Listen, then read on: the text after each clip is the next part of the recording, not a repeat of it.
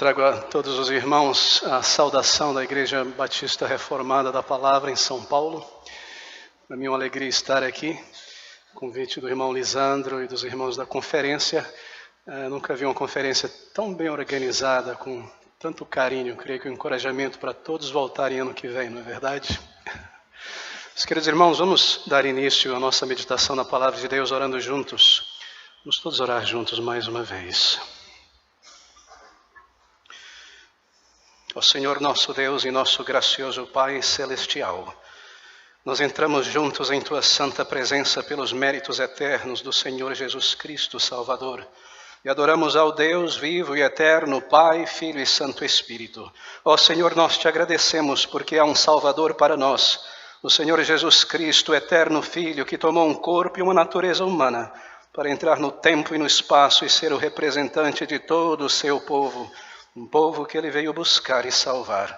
E nós Te agradecemos porque podemos vir a Ti nesta noite.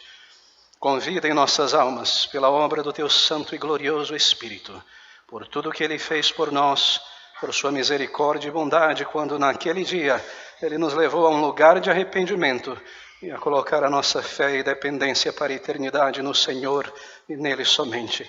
Nós Te agradecemos porque Ele tomou todo o nosso orgulho e autodependência e transformou em migalhas e nos levou a confiar em Cristo Jesus para agora e para a eternidade. E agora, ó Senhor, nós dependemos dEle mais uma vez. Ao abrir a Tua palavra, nós nos submetemos ao Senhor e rogamos que o Senhor, mais uma vez, como naquele dia partiu o pão do céu aos Teus discípulos, parta outra vez, Senhor, e alimenta as nossas almas. Nós Te agradecemos por toda a porção da Escritura já manifesta, exposta ao nosso coração por tantas promessas gloriosas. Agora queremos ouvir mais uma vez do nosso Salvador e nos maravilhar dEle, nele, e entesourar estas coisas para a nossa vida. Vem, Senhor, e sorri sobre nós ainda nesta noite, e aproxima-nos de Ti mesmo, e glorifica e exalta a Tua palavra outra vez em Tua igreja neste lugar. É o que Te rogamos humildemente, em o nome e pelos méritos do Senhor Jesus e para o Teu louvor. Amém.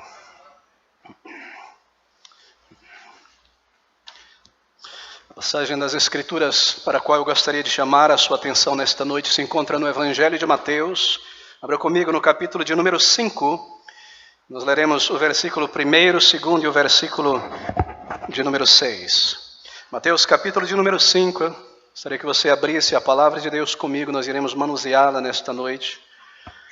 Versículo de número 1, versículo de número 2 e o versículo de número 6. Estas palavras, estes sentimentos de Mateus pelo Espírito. E Jesus, vendo a multidão, subiu a um monte, e assentando-se aproximaram-se dele os seus discípulos, e abrindo a sua boca os ensinava, dizendo, versículo 6, bem-aventurados os que têm fome e sede de justiça, porque eles serão fartos. O tema da nossa meditação nesta noite é o profundo anelo da alma. E em nossa sequência de considerações aqui neste grande Sermão do Monte, nós chegamos naturalmente ao fluxo de nossa exposição neste versículo de número 6, nesta quarta bem-aventurança do Senhor Jesus Cristo em seu grande, seu imenso sermão, aquele grande Sermão do Monte. Eu creio que é importante recordar o contexto destas palavras, o pano de fundo delas. Nós lemos no versículo 1 que o Senhor Jesus Cristo subiu ao monte, Ele viu a multidão. Lucas, no capítulo de número 6 do seu Evangelho, nos informa que isso aconteceu somente depois do Senhor Jesus Cristo ter escolhido seus discípulos, curado uma imensa multidão. Então ele se reúne com seus discípulos e aqui ele inicia este grande, este glorioso Sermão do Monte. E Mateus aqui ele recapitula exatamente o que Lucas diz em seu Evangelho. Veja comigo o capítulo 4, versículo de número 24 e 25.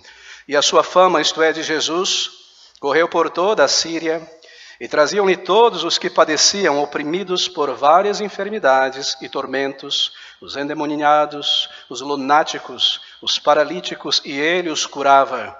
E seguia uma grande multidão da Galileia, de Decápolis, de Jerusalém, da Judéia e de além do Jordão. E é nesse ponto que Mateus introduz este grande sermão do Senhor Jesus Cristo. E aqui está o nosso texto. E Jesus, vendo a multidão, subiu a um monte e, assentando-se, aproximaram-se dele os seus discípulos. E Jesus, vendo a multidão, ver as multidões, ver as suas necessidades, isso sempre tocou o coração do Senhor Jesus Cristo, sempre o encheu de simpatia, sempre o moveu a abrir a sua boca e proclamar o evangelho da graça redentora, estender a sua mão e curar e ajudá-los a todos os necessitados. E você vê isso acontecer ao longo de todo o evangelho. O Senhor via as multidões e ele se compadecia daquelas multidões. E nós lemos que, vendo a multidão, ele subiu ao monte, para ter um pouco de tranquilidade com seus discípulos, para ter um tempo para ensiná-los à parte, sozinho com eles.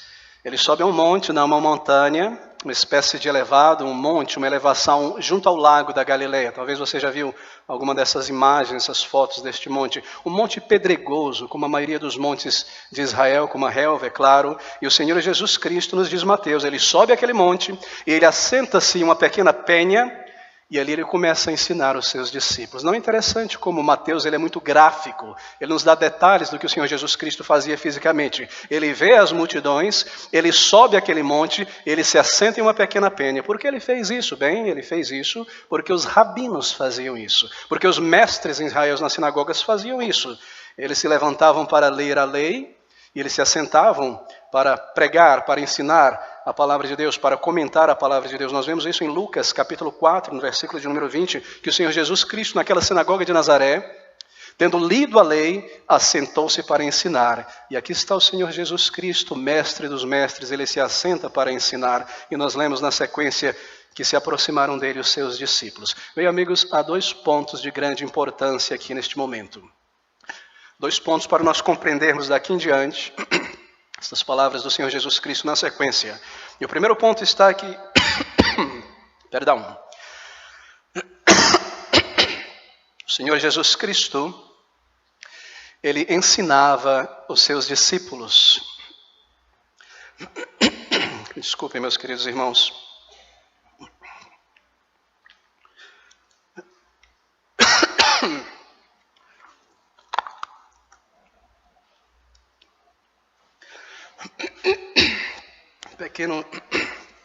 Pequeno pigarro.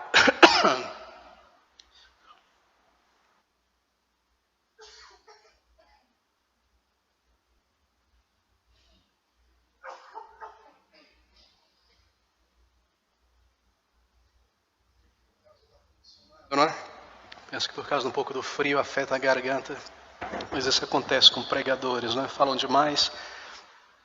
Volte sua atenção comigo mais uma vez aqui ao nosso texto. Deixe-me ler novamente o versículo 1. E Jesus, vendo a multidão, subiu a um monte, e assentando-se, aproximaram-se dele os seus discípulos. E abrindo a sua boca, os ensinava, dizendo, aqui está o nosso primeiro ponto de importância. O Senhor Jesus Cristo está aqui ensinando os seus discípulos. Ele ensinava os apóstolos e outros discípulos que estavam próximo dele. Você observa a figura? Deixa-me tentar pintar a figura, o cenário aqui. Versículo 1. Jesus Cristo, vendo aquela imensa multidão que ele havia curado, no versículo de número 25 anterior, ele se separa por um momento com os seus discípulos para um tempo de descanso, para ensiná-los. Ele sobe aquele monte, ele se assenta em uma pequena penha, os discípulos se achegam, começam a cercá-lo, talvez sentar em volta. Ele olha no horizonte, ele vê aquela imensa, incontável multidão. Ele levanta os seus olhos para a multidão e ele começa a dirigir-se agora aos discípulos. Ele abre os seus lábios, nos diz Mateus, e começa a ensiná-los. E esse é o primeiro ponto de importância aqui. Este sermão do monte é para crentes em Jesus Cristo. Sim, aqueles homens daquela multidão haveriam de aprender muitas coisas. Mas essa palavra em particular, essas bem-aventuranças, esse grande sermão do monte é dirigido a crentes em Jesus Cristo. Observe a maneira como Mateus descreve.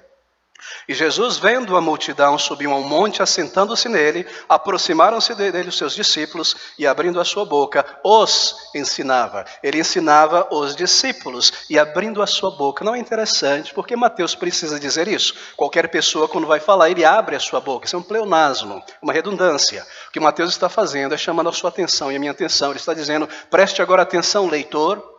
Atente para isso, ele está a ponto a abrir a sua boca, ele está pronto a falar alguma coisa. Não perca nenhuma palavra. Olhe mesmo para os lábios do Senhor Jesus Cristo, porque a partir deste momento, o homem irá falar palavras que nenhum outro homem jamais pronunciou sobre a face da terra. E Jesus, vendo a multidão, subiu a um monte e, assentando-se, aproximaram-se os seus discípulos e, abrindo a sua boca, os ensinava, dizendo: não é maravilhoso?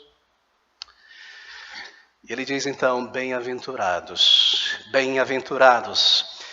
E essa é a primeira palavra desse grande sermão. Eu gostaria que você atentasse para isso. Bem-aventurados.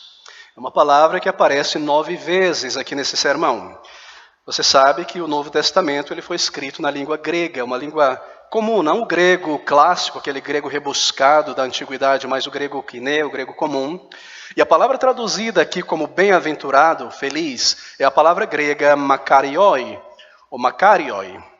Ela aparece 55 vezes no Novo Testamento. Mas a maneira, veja, como essa palavra veio a ser utilizada aqui na Bíblia, no Novo Testamento, é muito importante. Permita-me uma digressão. Você sabe que o Novo Testamento, como eu mencionei, foi escrito na língua grega. E os apóstolos, eles não eram gregos, de maneira que esta conversação aqui entre o Senhor Jesus Cristo e os apóstolos não aconteceu na língua grega, foi em aramaico ou hebraico, em alguns momentos. Mas a língua grega já era uma língua estabelecida em todo o mundo antigo, era o inglês daquela época, como o inglês é hoje, não é uma língua internacional, uma língua popular, comum, bem conhecida. E haviam palavras, obviamente, que os apóstolos utilizaram para escrever o Novo Testamento, que eram estabelecidas na cultura grega, o seu significado. E aqui, meus queridos amigos, algumas dessas palavras do idioma grego foram tomadas pelos apóstolos para registrar as palavras do Senhor Jesus Cristo, e eles ampliaram o significado daquelas palavras, significado que aquelas palavras não possuíam no grego original, no grego clássico. E é exatamente isso que está acontecendo com esta palavra bem-aventurado, makarioi. Quando essa palavra grega ela é associada aqui no Novo Testamento alguma lição vinda do Salvador aqui, sobretudo nas bem-aventuranças, ela recebe um significado mais amplo do que ela possuía lá na antiguidade, na cultura grega. Isso não acontece somente com essas palavras, acontece com muitas outras palavras. Na literatura grega, na literatura clássica, talvez você já ouviu falar, Homero, Hesíodo, Péricles e tantos outros, essa palavra bem-aventurado, essa palavra makarioi, permita-me complicar um pouquinho aqui, ela era usada em referência aos deuses gregos. Eles eram bem-aventurados, eles eram felizes, não pelo seu caráter moral, mas porque eles eram deuses. Eles estavam livres das restrições humanas, eles não morriam, eles não se feriam, eles eram superiores aos mortais, eles eram makarióis, eles eram bem-aventurados na mentalidade grega antiga. Eles não morriam, não padeciam enfermidade, eles não estavam debaixo das intempéries humanas na mentalidade greco-romana. Esse termo utilizado aqui pelo Senhor Jesus Cristo, traduzido obviamente por Mateus em seu Evangelho, era usado para os deuses. Eles eram bem-aventurados, eles eram felizes. Um outro significado, um outro uso dessa palavra grega, também era em referência aos mortos. Em um determinado tempo, a palavra tomou essa ideia. Felizes, makarioi, eram os mortos. Por quê? Eles eram bem-aventurados, porque eles não estavam mais entre mortais. Eles haviam partido, eles haviam deixado para trás a guerra, a miséria, a fome, a tragédia. Não havia felicidade nessa vida para o grego. A morte, ser morto, era ser um feliz, era ser makarioi, era ser bem-aventurado. Pouco tempo depois, já com os filósofos gregos, essa mesma palavra, alguns séculos depois, nós estamos chegando em Cristo, ela começou a ser utilizada, makarioi, bem-aventurado, como uma referência a quem possuía conhecimento. Feliz, bem-aventurado era aquele que não era ignorante, ele era makarioi. Feliz era aquele que era próspero também, aquele que tinha dinheiro, aquele que poderia viver regaladamente. Se um romano, por exemplo, observasse um outro homem, um romano culto, observasse um outro romano rico, um outro romano que possuía conhecimento, erudição, ele dizia makarioi, bem-aventurado, esse indivíduo ele é feliz. E esses eram os usos dessas palavras. Assim, queridos amigos, esse estado de felicidade, essa bem-aventurança na cultura antiga, era o privilégio de algumas poucas pessoas. Era inalcançável para a maioria das pessoas. Ou eram os deuses, ou eram os mortos que já tinham partido. E no período de Jesus, de acordo com os filósofos, makarioi era quem era rico, quem tinha poder, quem tinha influência. E Mateus nos diz, observe você agora, que Jesus se assenta no monte, os seus discípulos estão ao redor, ele olha para os seus discípulos e ele utiliza essa mesma palavra e diz: vocês são macarióis, vocês são felizes, vocês são bem-aventurados. Mateus toma essa palavra da cultura grega para registrar este evento e ele eleva essa palavra do patamar meramente intelectual e dá uma palavra grega, um elemento e um conceito muito, muito mais elevado que uma vez possuiu na cultura grega. A palavra grega makarioi, ou bem-aventurado, recebe um significado muito mais profundo aqui nas palavras do Senhor Jesus Cristo. Mas atente para isso, eu vou terminar logo essa digressão. A palavra grega para felicidade não é essa. É a palavra eudaimonia. E eudaimonia é onde nós tiramos a palavra demônio no contemporâneo português contemporâneo. Eudaimonia era estar debaixo da influência de um espírito, seja um espírito bom, seja um espírito mau.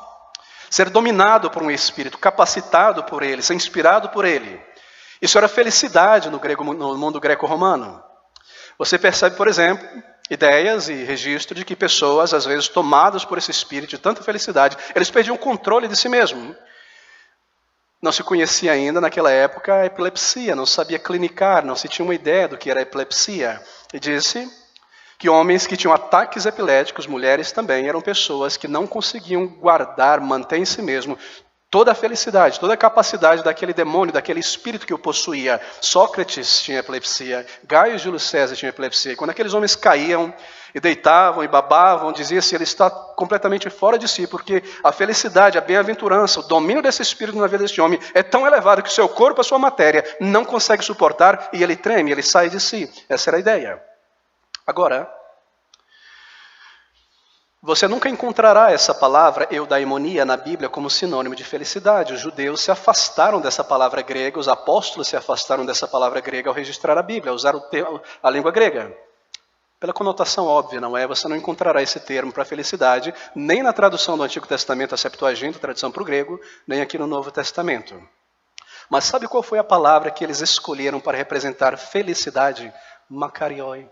A mesma palavra usada pelo Senhor Jesus Cristo. Eles usaram a palavra makarioi para bem-aventurança e a mesma palavra para felicidade. Ou seja, essa palavra bem-aventurança, ela aparece em todo o sermão do Senhor Jesus Cristo aqui. E ela significa pleno, supremamente feliz, bem-aventurado, cheio de vida, cheio de alegria, pleno em todos os aspectos. É uma pessoa supremamente feliz, completa, em um estado de plenitude e elevação.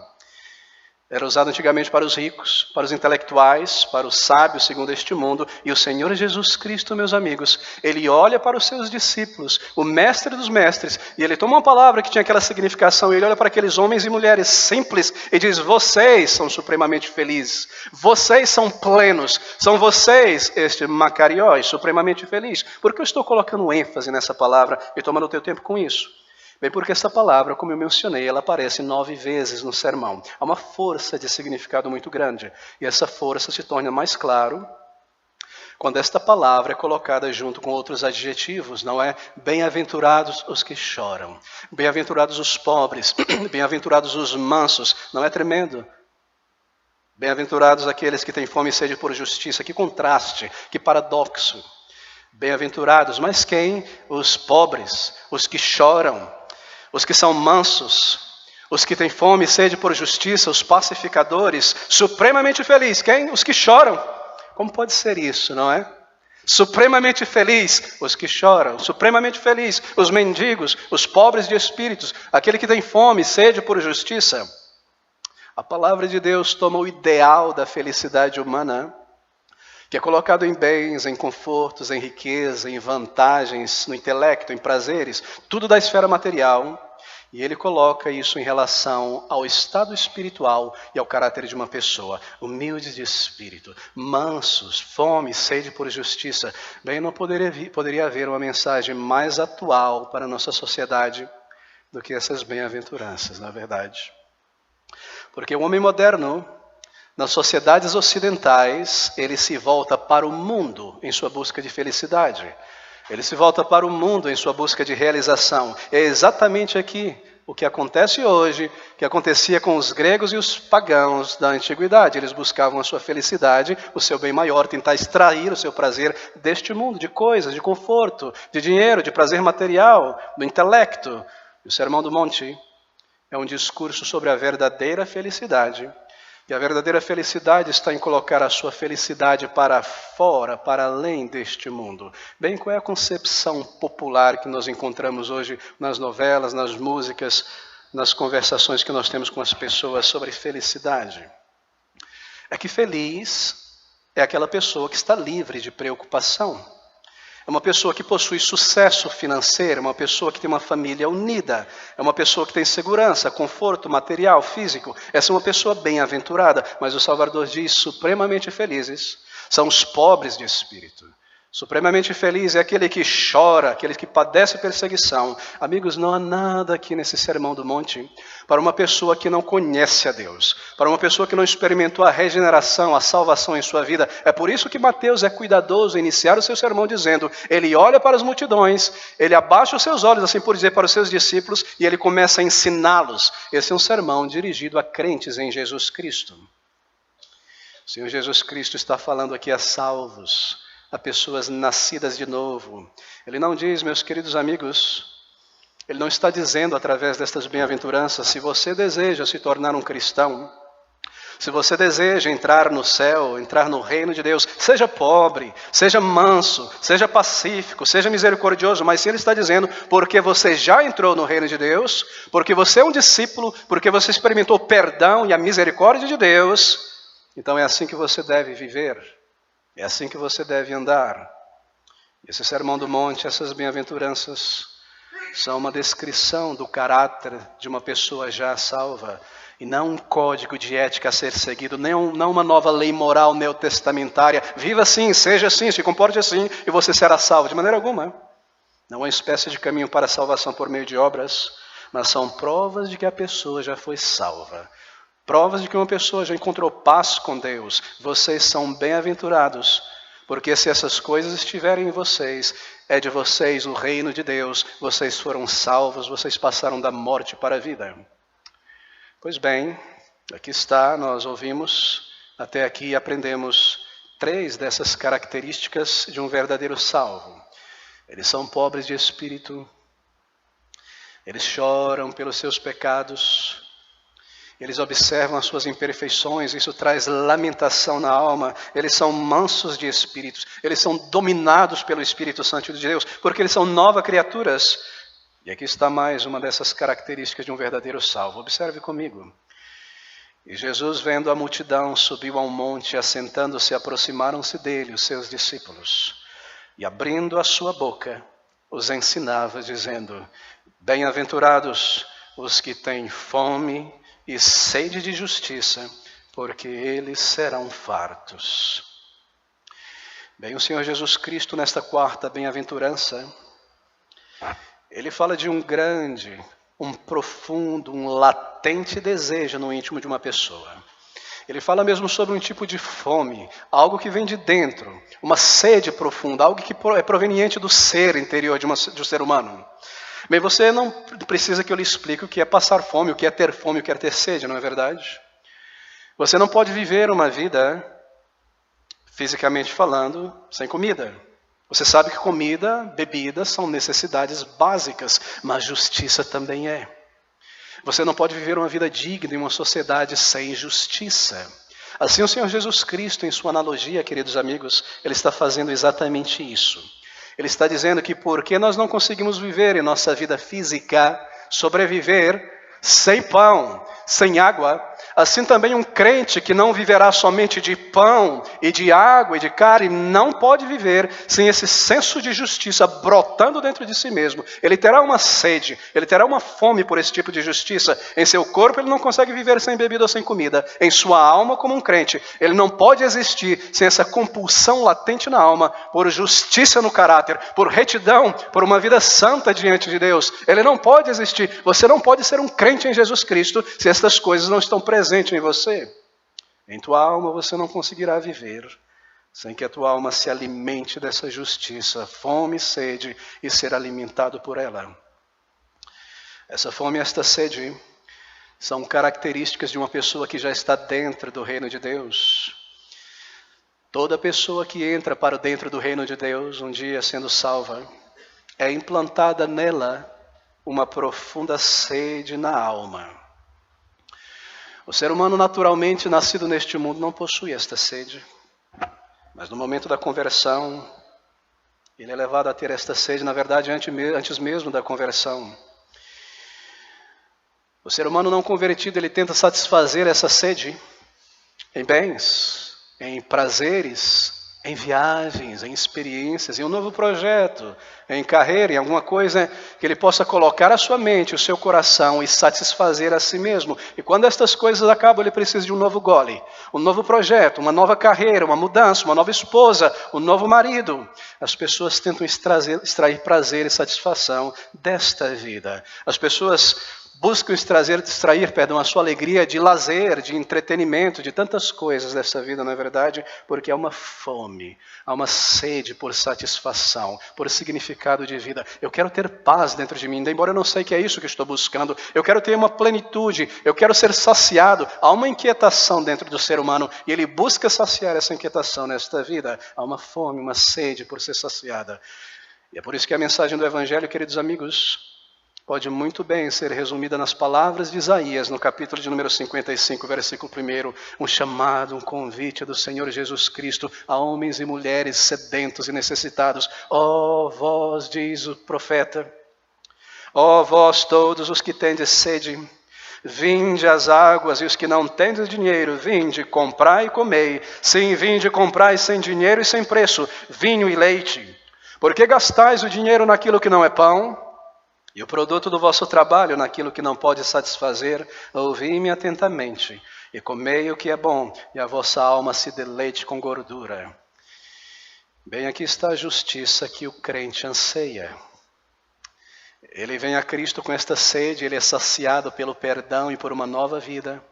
E então, a partir daquele momento, é implantado pelo Espírito Santo uma sede muito maior. Uma sede, diz o Salvador, por justiça. Justiça na alma. Mas que justiça é essa?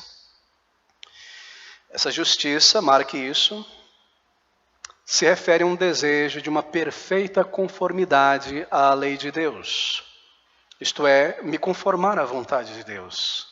Andar em seus caminhos, conhecê-lo, guardar os seus mandamentos. Davi expressou isso perfeitamente no Salmo de número 86, versículo 11, quando ele disse: ensina-me, Senhor, o teu caminho, e andarei na tua verdade. Ata o meu coração ao temor ao teu nome. Ata o meu coração. Ele vaga, Senhor. Eu desejo me conformar à tua vontade. Eu desejo te amar e te servir. Eu desejo justiça dentro de mim.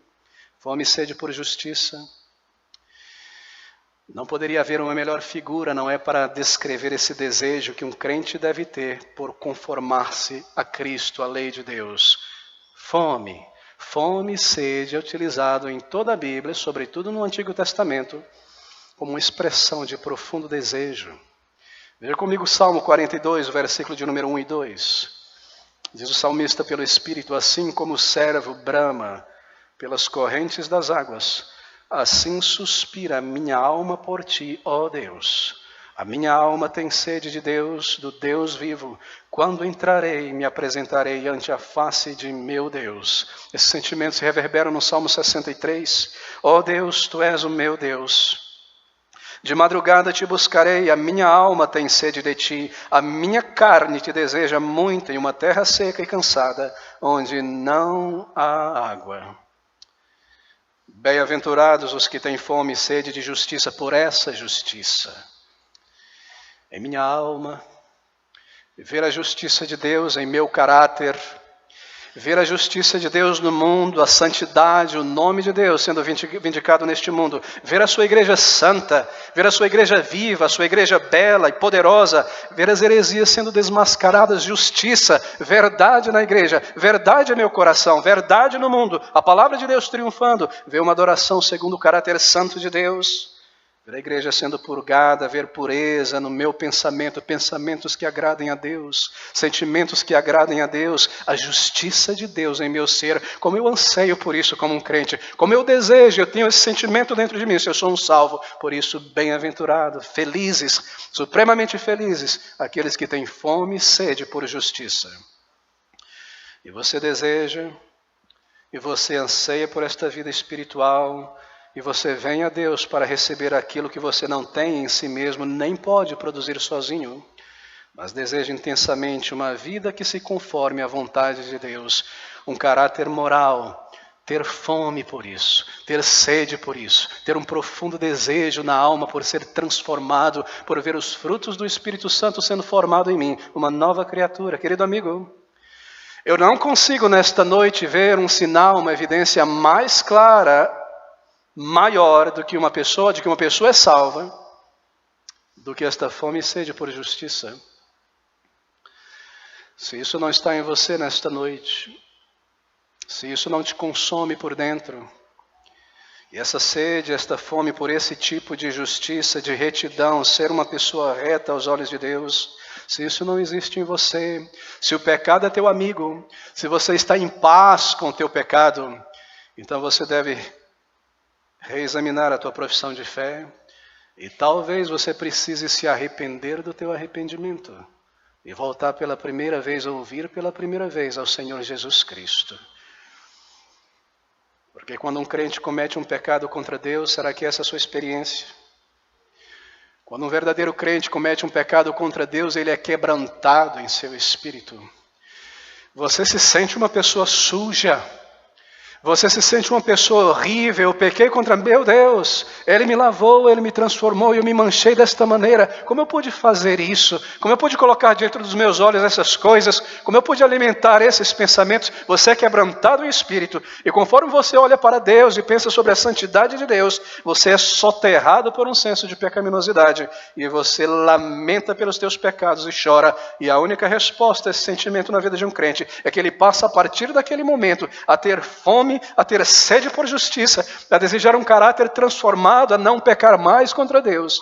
Ele é mudado, ele é transformado. Se você experimentou estas coisas, você nasceu de novo. Mas se isso não está em você, você deve reconsiderar o teu arrependimento. E se você, diz o Salvador, não tem esta fome, esta sede por justiça, você não é um cidadão do céu. Não me diga que um dia, ao final de um culto, você levantou a tua mão e foi à frente. Não me diga que você já foi batizado, não me diga que você participa do coral da igreja, da equipe de louvor, não me diga que você nasceu no berço da igreja e você pode ter todas essas coisas, meu querido amigo. Você tem um senso de justiça, um desejo de retidão moral. Não me diga que você já foi batizado 2 vezes e já recebeu tantos certificados na igreja. Querido amigo, você pode ter nascido na igreja, sido criado na igreja, sido batizado na igreja, casado na igreja, enterrado pela igreja e acordar no inferno. Porque você veio à igreja toda a tua vida, mas nunca veio a Cristo Jesus, o Salvador. Há essa fome de justiça, um desejo de santidade dentro de você. Você encontra isso nessa noite. Quando você encara os teus pecados e fraquezas, isso traz uma comoção diante do senso da santidade de Deus, da glória. Como Ele pode me poupar? Como Ele não me destrói agora? Miserável homem que sou. Quem me livrará do corpo, dessa condenação, desse corpo, que se dependesse dele, eu estaria consumido? Você possui esse sentimento? Há isso dentro de você nessa noite? Você pode afirmar isso, eu te pergunto. Meu querido irmão, minha querida irmã, você e eu devemos, por necessidade, buscar aquilo que Deus deseja nos dar. E o que o Espírito de Deus deseja estar formando em nós, através de sua palavra e nossa submissão a ela, é essa justiça, essa retidão de caráter. Se você não tem sede por essa retidão no íntimo, pureza no íntimo, você não nasceu de novo. E toda a ideia que você tem do céu, talvez nesta noite, seja a ideia de campos verdes, de rios, de fontes, apenas de conforto, de tranquilidade, quando aquilo que há de paraíso no céu é a presença de um Salvador santo, de um Salvador glorioso, do eterno, santo, santo, santo Deus. Nós seremos conformados ao caráter dele um dia. E quando nós entrarmos ali, naquela glória eterna, recebendo um novo corpo, uma mente emancipada e essa retidão, essa perfeição de caráter, um lugar onde habita a justiça em todas as coisas. A minha alma deseja estar ali. O meu corpo, eu quero deixar este corpo para trás. Eu quero subir, eu quero receber um novo corpo. Eu quero estar naquele lugar de justiça. Eu estou cansado desse mundo. Você está cansado desse mundo, da televisão, das coisas que você vê, da mentira, da malícia, da ignorância. Eu não quero estar mais aqui. Há uma sede, há um desejo, há isso em você. Eu anseio por aquele estado de perfeição, de retidão moral completa diante de meu Deus. Eu desejo ver essa justiça implantada e formada em meu caráter. Mesmo aqui, sendo estabelecida nesse mundo, eu desejo ver a justiça de Deus neste mundo. Essa é uma sede, essa é uma fome por um caráter limpo, reto diante de Deus. E isso é implantado dentro de cada crente na conversão, e essa fome, esta sede, essa comoção interior é o motor propulsor da santificação. Se esse motor não está dentro de você, você não chegará a lugar algum.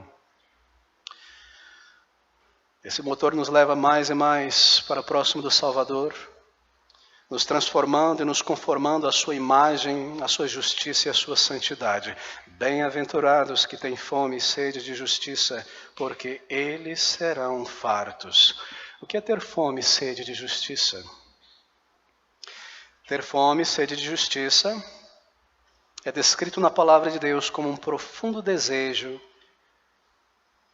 por Deus em minha alma. Por ver formado em mim o caráter de meu Deus. Ele é santo, Ele é reto. Sede perfeitos como é perfeito o vosso Pai Celestial, Ele dirá na sequência no próximo capítulo.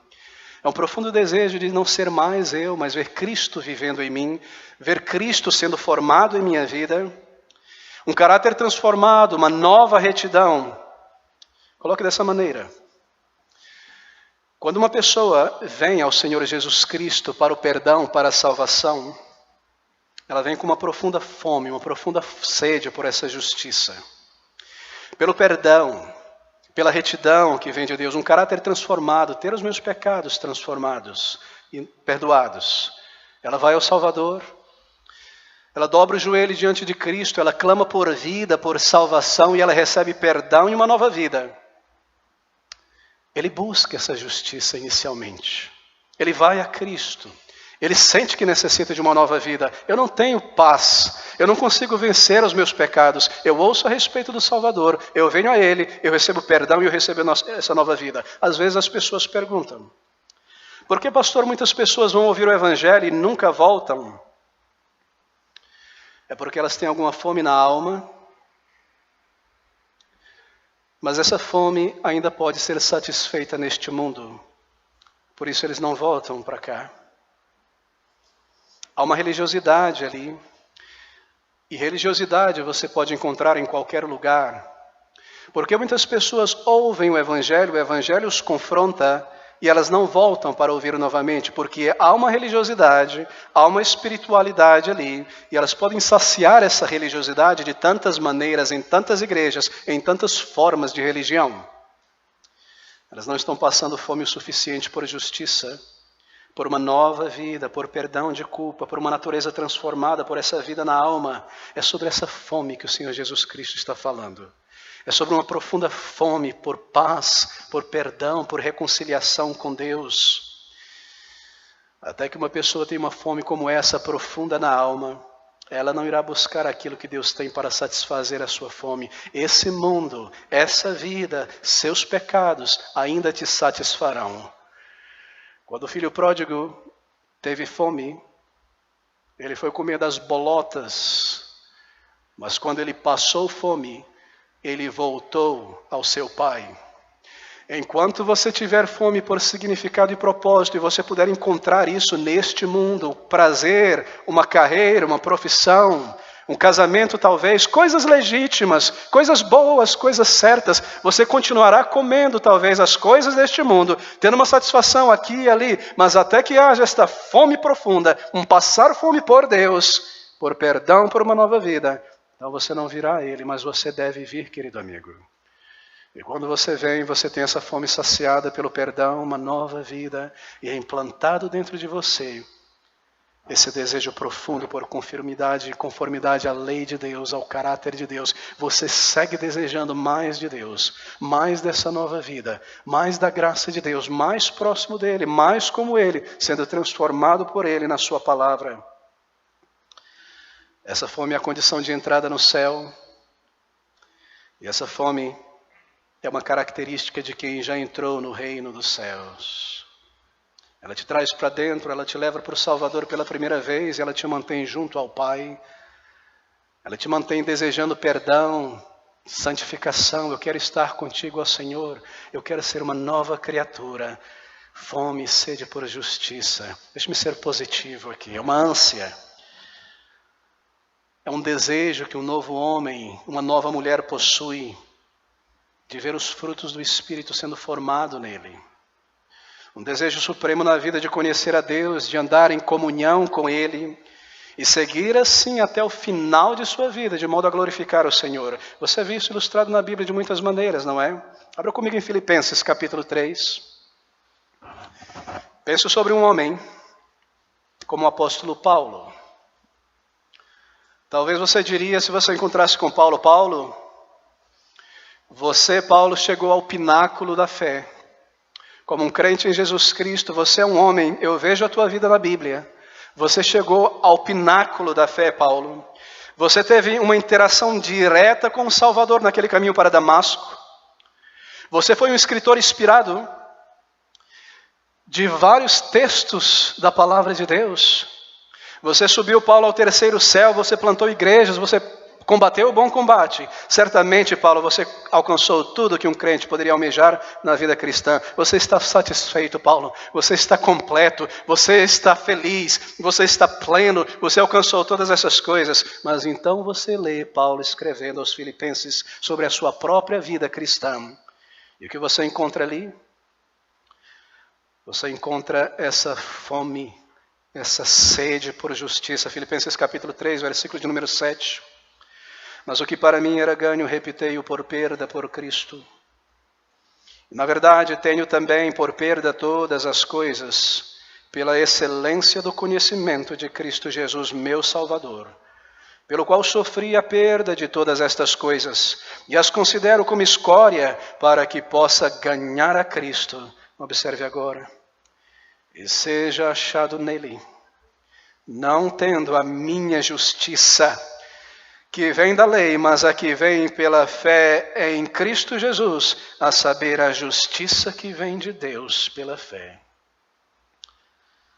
Mas é claro, isso não significa que nós consigamos alcançar essa justiça pelo esforço próprio, mas significa estar consciente de nossa necessidade íntima dessa justiça. Não é um romantismo sentimental, meu querido amigo. Não é algo passageiro. Não é afetação, peninha de si mesmo. Pobre de mim, eu peco e peco novamente. Não, é um desejo, é uma comoção. É algo que vem de dentro. Eu não quero ser mais assim. Eu quero ser uma nova criatura. Eu quero ser uma nova pessoa. É uma ânsia intensa por justiça.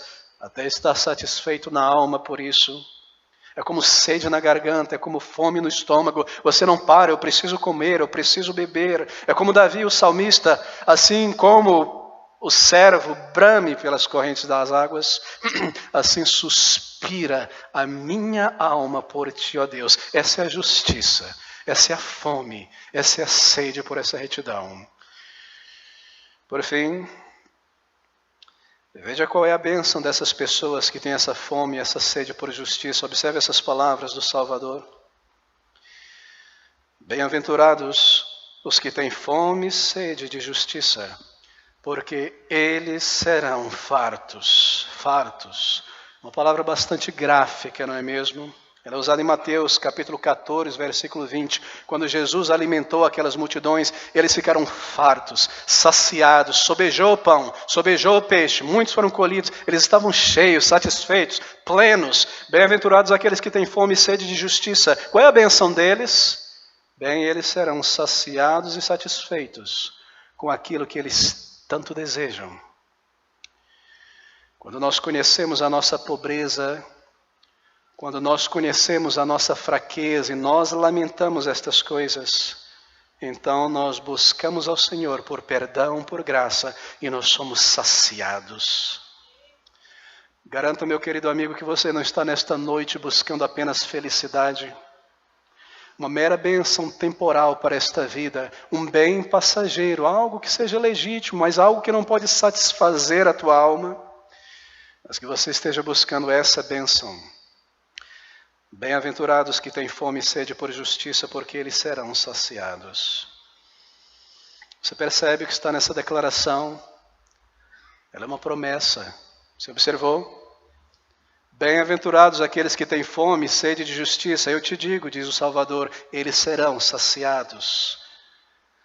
Essa promessa ela é cumprida na conversão.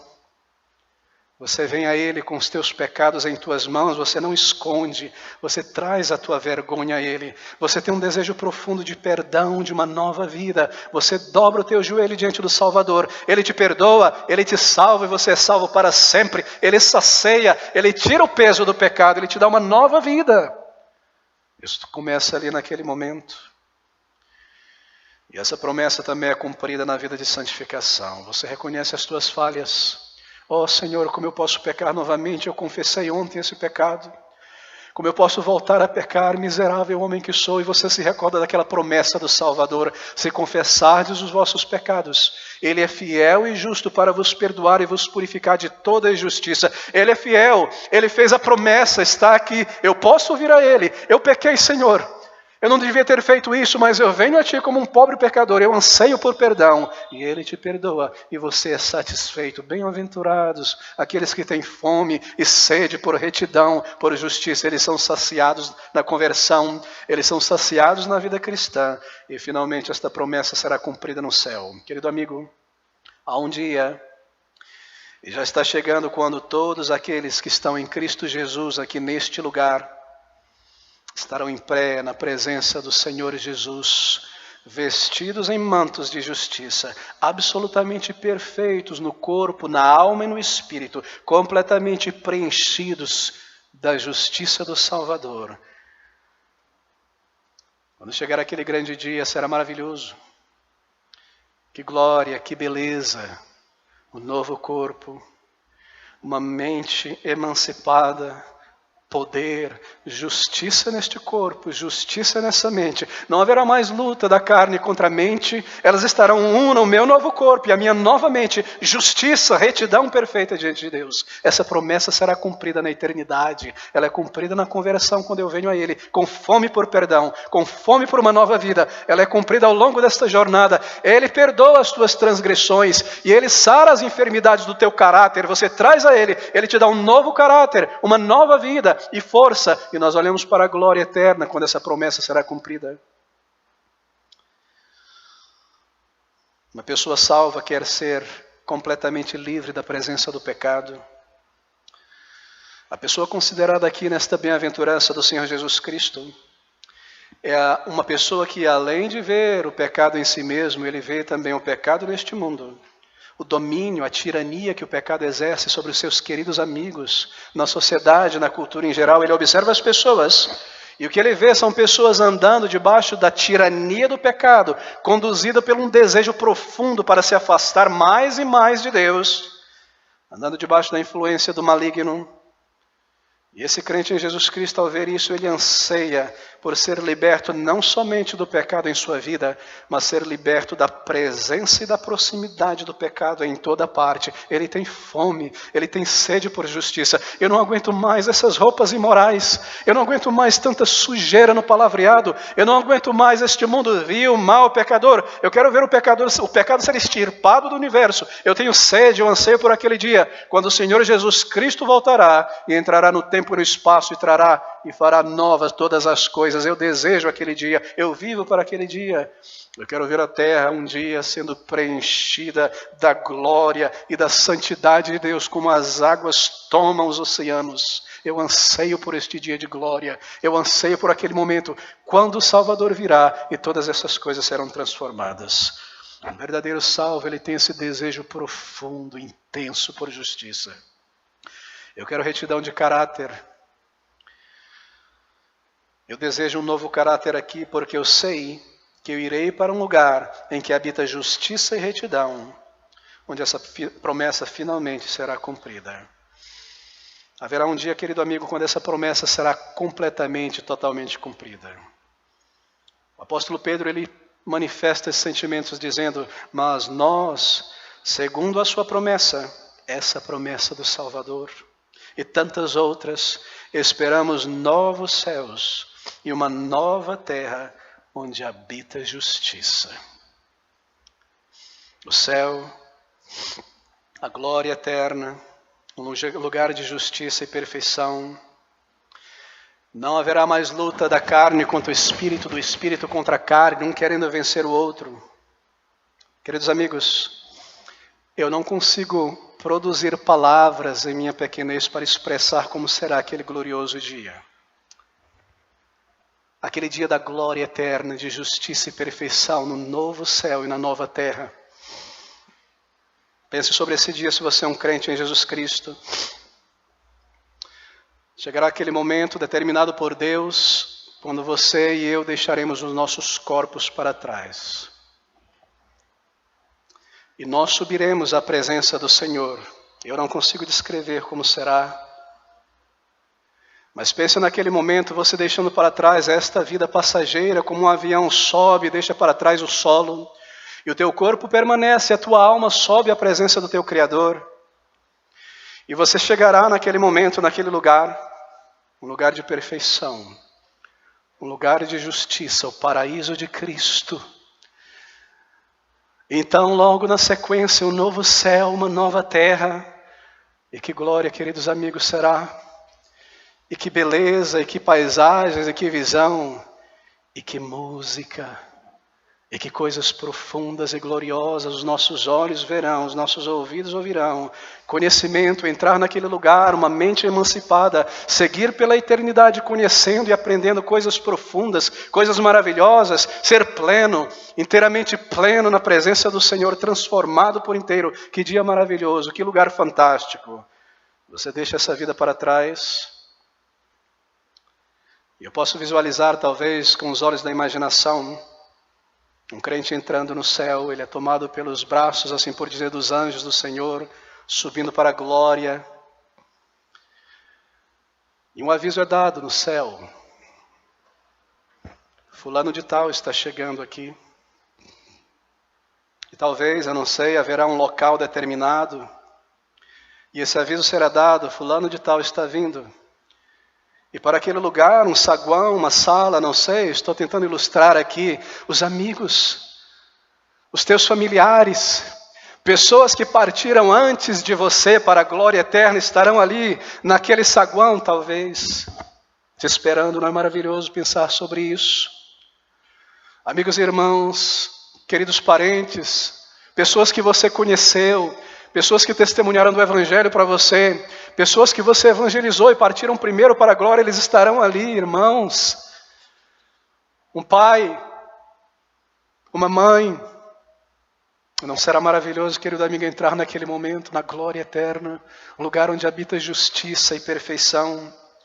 E você verá, experimentará coisas tão gloriosas e tão profundas.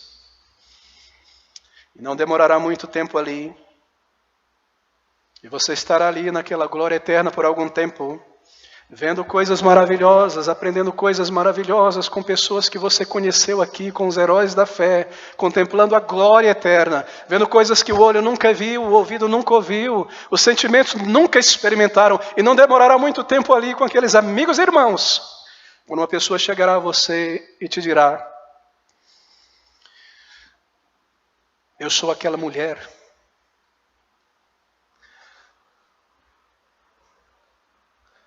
Aquela mulher do fluxo de sangue. E eu toquei nas vestes dele. E ele me curou. E você ficará maravilhado. E ele não fez somente isso por mim, mas ele me trouxe aqui, a este lugar onde habita a justiça. Ele perdoou os meus pecados. Ele me deu um novo coração. Ele implantou em mim um desejo por vida, por retidão na alma, e Ele me trouxe aqui, a esse lugar onde habita justiça e retidão. Meu querido irmão, minha querida irmã, nesta noite, que lugar maravilhoso. Você estará lá e você verá pessoas que foram tão tocadas pelo Senhor Jesus Cristo. E alguns dias passará e chegará a você uma pessoa naquela multidão de tantos crentes em Jesus Cristo. Eu sou aquele homem, aquele gadareno nu, endemoniado, se cortando, se matando, se jogando no chão, se arrastando, comendo alimento de porco, vivendo num cemitério. E eu vi o Senhor Jesus Cristo, Ele teve compaixão da minha alma, e Ele me transformou, Ele me sarou, Ele implantou justiça em minha alma, e Ele fez muito mais do que isso por mim. Ele me trouxe aqui para esse lugar de glória e de justiça. Eu espero que em tua vida, essa fome, essa sede por justiça nunca se acabe. E você deseje mais e mais ser como o Senhor Jesus Cristo, Salvador, em caráter, em propósito. E se você seguir em frente desejando isso, meu irmão, você também segue em frente recebendo isso, tendo fome e sendo alimentado, tendo desejo por maior virtude, recebendo mais do fruto do Espírito Santo, mais santidade de vida, mais graça, maior proximidade do Senhor Jesus Cristo. Eu desejo isso, eu trago isso ao meu Deus, Ele me sacia, Ele me alimenta. Essa fome e essa sede por justiça, ela começa na conversão. Você já nasceu de novo? Você já passou da morte para a vida? E essa fome e essa sede de justiça é a marca de um cidadão do reino. Faça as palavras e o anseio profundo do apóstolo Paulo teu também nesta noite. Ter a Cristo formado em mim para conhecê-lo e o poder da sua ressurreição e a comunicação das suas aflições, sendo feito conforme a sua morte. Bem-aventurados os que têm fome e sede por justiça, porque eles serão fartos. Vamos orar juntos. Ó Senhor nosso Deus e nosso Pai Celestial, nós te adoramos e te bendizemos porque o Senhor é um Deus de grande misericórdias. Ó Senhor, quem somos nós neste lugar, pobres homens e mulheres pecadores, pessoas tão necessitadas da Tua graça e da Tua misericórdia. Nós te agradecemos porque houve um dia, Senhor, em nossa experiência, e a maioria de nós neste lugar pode afirmar que houve um dia de fato em nossa experiência, quando pela primeira vez nós encaramos o nosso vazio e pobreza, e estendemos a Cristo uma mão vazia de fé para receber o tesouro da vida e do perdão. Nós te agradecemos, ó Senhor, por este rio de evidência que flui para dentro de nossa experiência. O rio de evidências do teu amor, da tua graça e da tua compaixão. Tantas provas que já passamos da morte para a vida. Tantas provas de que os nossos pecados foram perdoados.